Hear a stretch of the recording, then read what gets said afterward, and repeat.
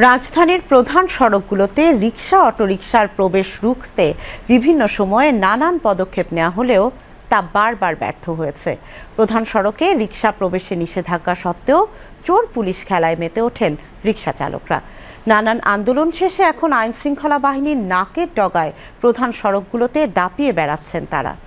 Rickshaw autorickshaw নিয়ন্ত্রণে হিমশিম খেতে হচ্ছে পুলিশকে। রিকশার এই অবাধ চলাচল রুখতে বিভিন্ন রকম ট্র্যাপার ব্যবহার করেও কোনো লাভ হচ্ছে না। এতে করে বাড়ছে ভোগান্তি। এই প্রেক্ষাপটেই বিকল্প পথ খুঁজছে অন্তর্বর্তী সরকার।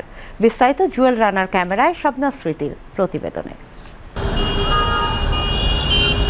ঢাকা শহরের অলিগলি থেকে প্রধান সড়ক সর্বত্রই দাপট দেখাচ্ছে ব্যাটারি চালিত রিকশা।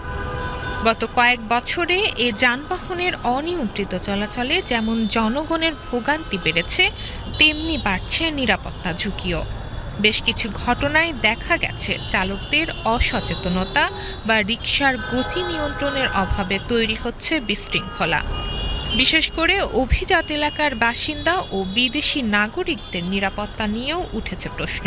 প্যাসেঞ্জার যাতে তারা সুস্থ হয়ে বসতে পারে, উন্নত রিক্সা করতে হবে, ভালো রিক্সা করতে হবে, যাতে এগুলো উন্নত মানের যদি প্রযুক্তি দিয়ে আনতে পারে তাহলে অনেক নিরাপদভাবে আমরা যাতায়াত করতে পারবো। তাহলে কোনো রিস্ক থাকবে না, অ্যাক্সিডেন্টই থাকবে না।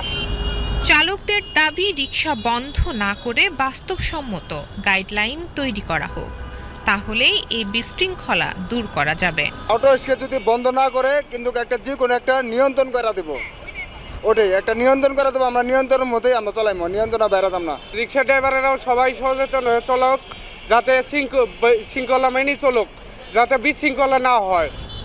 এই প্রেক্ষাপটে বিকল্প পথ খুঁজছে অন্তর্বর্তী সরকার। ঢাকা দক্ষিণ সিটি কর্পোরেশন, গুলশান সোসাইটি ও পুলিশ প্রশাসনের যৌথ বৈঠকে আলোচনায় আসে একটি নতুন পরিকল্পনা, বুয়েটের নির্দেশিত ব্যাটারি চালিত রিকশা।